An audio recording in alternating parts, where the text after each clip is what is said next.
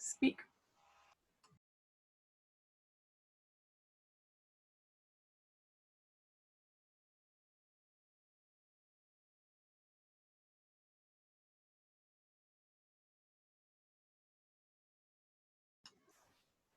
We can't hear you, David, so I don't know if that's deliberate or not.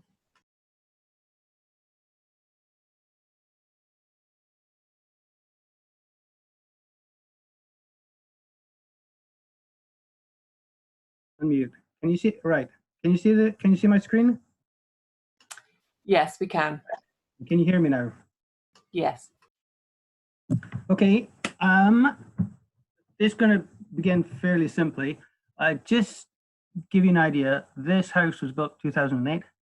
It's entirely energy self-sufficient. It's connected to the grid mainly to export power. So just to let you see that it is possible, but this was done as an analog for an estate or a village. But let's say crack on here. If you're wanting to understand the energy in your home, you need to understand the energy demand. Energy is measured in all sorts of units. We use kilowatt hours in energy. And for those who aren't familiar with kilowatt hours, we've got a 1 kilowatt heater here. Energy is the power times time. So 1 kilowatt times 1 hour equals 1 kilowatt hour. And that's the unit of measure that you'll see on your bills, and both for your gas and for your electric, although you may see 2 units in your gas, which will show cubic meters. So the power is the rate at which the water is flowing through the tap. The energy is the volume that's in the bucket. So that's, in simple terms, energy for those that are unfamiliar. Key issues in powering your house. First is understand the demand. And if we're going to try and reduce that and get rid of that, first is we want to reduce the demand. Then, if possible, do on-site generation or energy reuse. And then what's left over is a residual demand. And our goal at some point is to get that close to zero. So I'm going to go through the energy demand in the home in fairly simplistic terms. So hopefully nobody will be offended. We have 2 demands, electricity and heat. The electricity demand is going for your lighting, your appliances, and what most people don't appreciate is that consumer electronics is now the largest electrical load in your home. And that's your TV, your computers, your CCTV cameras, etc. And this is actually the largest energy demand. And if you've got teenage children, it's even worse. In terms of your heat demand, the heat demand is for your hot water and services, all your sinks, your showers, and your baths. And then the rest is for space heating. And that space heating goes out through the roof, walls, windows, floors, and through infiltration that Ina spoke of. The electrical power comes through your switchboard on from the mains, and the enemy of the piece, if you like, is that link from the pylon into your home. And just to put it in context, the transmission losses or the energy losses from power station through the pylons here to your home is about 80%, 79, 80%. So you've lost 79, 80% of the energy before it's got to your house. Your heating demand is met fairly simply. It goes through radiators into your rooms for your space heating. And that's supplied by your boiler. And this is coming from the gas grid or LPG, if you're on those. If you're on all electric heating, this big red block here is coming from the grid. But for the purpose of this exercise, we'll just focus on the gas coming from the grid. So let's take a look at the electrical demand here. What you see here is in numbers. So the total energy demand for the year, on average, is about 5,500 kilowatt hours, split between these 3 here. Now, what you want to try and do here is, first of all, reduce your demand. So as you see, as you reduce the demand on your appliances and your consumer electronics, you see the corresponding band that's coming in from the grid is dropping. And it's that difference there, because anything we reduce inside the home, we're reducing, come back down, we're not producing carbon. So then if we were to say, well, let's do the next step and we'll introduce a little bit of solar. The average solar installation these days is going to produce about 3,537 kilowatt hours. Your average home, only a third of that is being used in the home itself. And what we're doing is we're dumping it. But if you look at that red band that's coming from the grid, you can see it's reducing by the amount of power that is coming through from the solar PV into your home. And Tara was mentioning about battery systems. Well, if we introduce a battery system now, instead of sending the power to the grid, we're sending 1,200 kilowatt hours into your battery. And we're using that 1,200 kilowatt hours of battery back into your home. And each time you're doing that, you're reducing the power that's coming in from the grid. So you can see that having put in a PV system and put in a battery system, potentially we've reduced the grid energy by 63%, 63, 65%.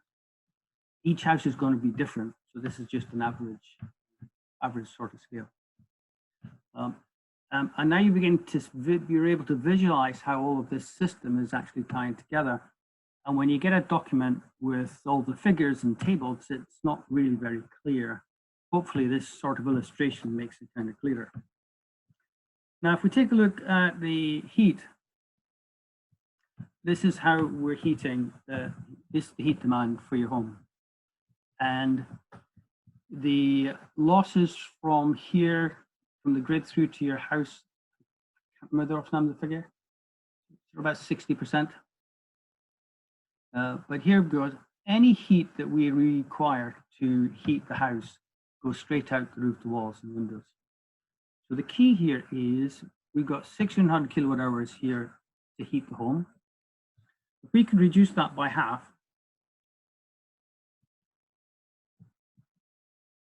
you see the difference. And that's simply by putting in insulation measures. Now, the thing about the granite home is the heat loss through the walls is probably much higher than your average home because of the insulation layer that you have there. So these homes are incredibly cold and they take an incredible amount of heat. That number here is probably around 25,000 to 30,000 kilowatt hours instead of 16 that we're showing here. So here we go, we've reduced our heat loss. The next thing we can do is, you'll notice on the earlier screen that we were sending electricity to the grid. And Tara showed you how on his system, he's using some of that solar power to heat his hot water. Oh. So you can see the difference there. So if you've got a hot water tank, if you've got a house and you're going to change the boiler and you've got a water tank, keep your water tank. If it's a flat, go for a combi. But if you're not in a house, then keep your water tank. And you'll see why later on. So now you can see that we're using the solar power, and what we've done with that solar power is we've decreased our gas consumption. If the next step that we do is, well, let's say we want a little bit more solar power and we use solar thermal. And if we put in solar thermal on, and that's putting hot water directly into hot water tank, then we are reducing the burden from the gas grid for hot water and our services. Now, the thing about solar thermal is that it's only good enough for your hot water demand. Now, this is where systems engineering starts to be a little bit more significant, because if I can use my cylinder, I can now get the heat from the solar thermal into my radiators. And you see the impact there of reducing. So if we introduce solar thermal in a way so that we can meet our central heating, then we can change things quite dramatically. And this is how all of these systems can tie together. So the tools that you have in your home to try and control your energy demand are all of these. The first one here is, the biggest investment here is going to be stemming the losses. So before you spend any money on anything else, it's probably a good idea if you want to get your heat energy demand down, insulate. Bear in mind that windows is not an economic proposition. You may have to replace your windows, but if you look at a payback for replacing windows for double glazing, you're looking at 25 to 30 years. There's a whole range of demand reduction tools available from appliance controls, and you control these from your phone. Voltage optimization is another one, and that controls the voltage coming into your house. Your on-site generation techniques are passive solar is an architectural device. This is the energy coming from the sun. Even in the winter time, you get a lot of passive solar. Solar photovoltaic is the PV that Tara was talking about. Solar thermal, heating hot water, micro wind, micro hydro if you're in the country. And then we've got fuel cells and generators, although to meet that shortfall. Energy recovery. There's a lot of energy that we don't use in space heating, for example. If we use a vented air, then we have to change the air in the building periodically in order to keep it fresh. And every time you change the air in your house, you're losing heat. So we can manage heat, we can manage the air changes, but at the same time recover the heat from that.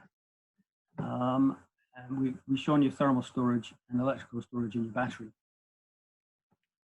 Energy conversions are heat pumps, and we might touch on that on the next one. CHP is combined heat and power, if you want to go that route. And a combined heat and power unit will produce electricity and heat. Generally, they're going to be fuel cells in the next generation. Larger systems, you can get them running off gas. And of course, if you have got a boiler, make sure you've got an up-to-date one. A 20 to 25-year-old boiler is going to be pretty inefficient. And there is a place for log burners. I am not a fan of biomass, but having a log burner in a home can actually have lots and lots of benefits. And they're nice to have, but they're not consuming huge amounts of the forests. So with all of these tools, the dream to go off grid is becoming increasingly possible. Now, for those who are wanting a little bit more techie, then this is where we've got a much more complex range of tools available. The thing about the air source heat pump is for each unit of energy we put in, you get 3 units coming back out. And given that thermal energy is the biggest energy demand in our home, that's probably a very good place to start. Where you've got a log fire down in the bottom left here, generally they just provide space heating into the living room, and it doesn't get around the rest of the house. But with a back boiler on that can go into your thermal tank, and then that thermal tank can also feed your space heating. And this thermal tank here is actually providing the heat for the space heating through heat flow. So I won't go into that in too much more depth because it can be quite complex. I might leave too many people behind. The economics of all this, it is a recurring question, but the question is how and where do we measure the benefits? And the second question, not to be too controversial, is how do we spend the money? So ask yourself what car you drive, how many holidays you have, and where you do your shopping. All of these are discretionary spending, and most of that spending is contributing to carbon emissions. Whereas if we invest in our homes and reduce our energy demand, we're investing in carbon reduction. So as we are Javis, we're telling everybody else to do this. The question is of what are we doing in our own homes? And invariably the argument against it is economics. It always is economics. However, given the price of technologies now, for the most part, we can now make a claim and say it's pretty much economic. And some of you have seen this picture before in an earlier slide. Here's an example of it in action. We've got micro wind up here, we've got solar PV, we have solar thermal here. This one down here is an air source heat pump, and we've got insulation in the walls and the roof. We're not quite energy self-sufficient, but we're not far off it. And with that, I think I've probably spoken enough.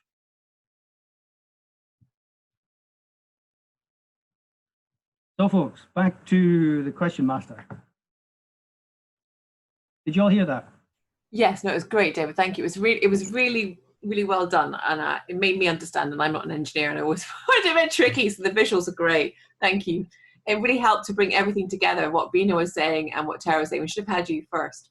But so we're going to go to questions now.